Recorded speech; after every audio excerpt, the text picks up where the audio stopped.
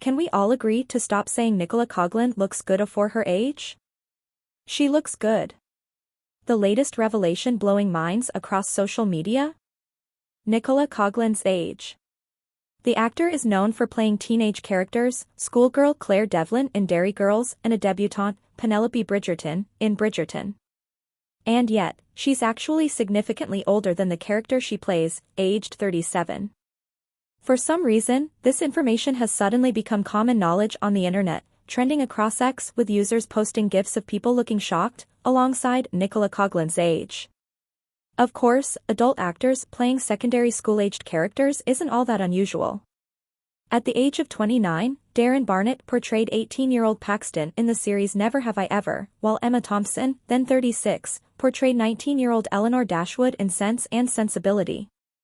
Leonardo DiCaprio was 28 when he played 17-year-old Frank in Catch Me If You Can. The list goes on. The question is, why are we talking about this now? It's also not exactly new information. Coughlan rose to fame when these series began in 2018, Derry Girls, and 2020, Bridgerton, respectively. Nor has Coughlan's age been a secret. Yet it's only now, that she's officially entered her late 30s, that it's reached internet lore.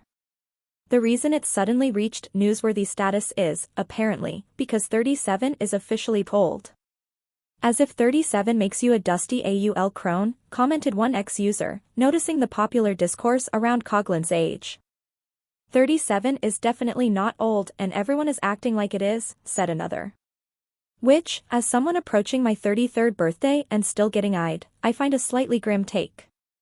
Should I expect the same literally jaw-dropping response in a few years? Quite likely, yes. In fact, I already have, a couple of times, from 20-somethings at parties. And yet, it doesn't feel good now, and I have a feeling it's not a reaction that's going to mature like fine wine either. I'm aware, according to received wisdom, that looking young is supposed to be a good thing. That you might even be congratulated for it.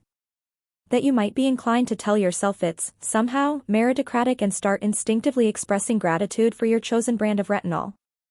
Yet, receiving these shocked reactions is a double-edged sword, especially as women, who are constantly made to believe that aging is something to be afraid of, or reminded of our biological clocks. Being told you, don't look your age, perpetuates this cultural understanding.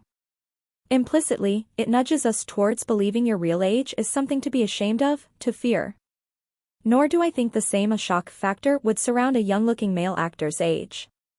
For instance, despite the constant Hollywood in-joke around how Paul Rudd never ages, I would have no idea what his age is, 55.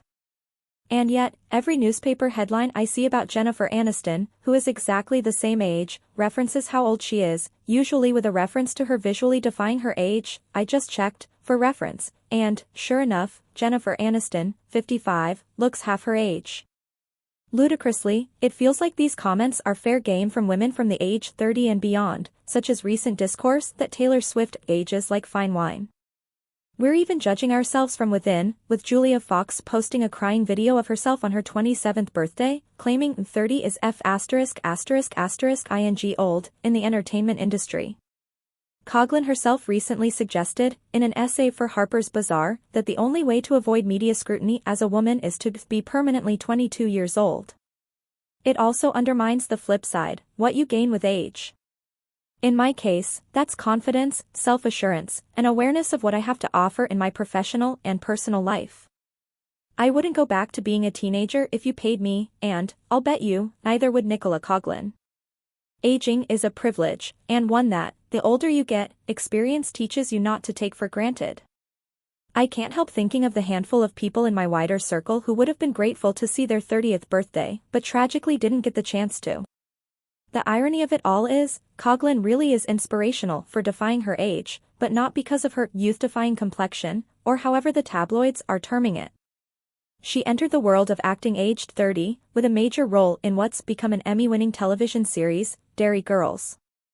This, after getting turned down multiple times for drama school in her early 20s, and instead going on to work in retail after realizing she wouldn't score any adult roles. She was working at an optician's office when she got the role as Claire in Derry Girls. This was a role she fought for, compiling a whole notebook in preparation, prompting the show's writer, Lisa McGee, to comment at the time, "You've done more work than me on this character." While 30 is not old by any stretch of the imagination, it's notable that the acting industry is dominated by people in their early 20s, with many actors beginning in childhood or in their teenage years. Being able to persevere as a relatively late starter in an industry which overwhelmingly rewards youth, and even to subvert that value system through, as Coughlin has done, finding your niche in playing teenagers, is the worthier conversation we should be having about Coughlan's age. Or, better still, none at all.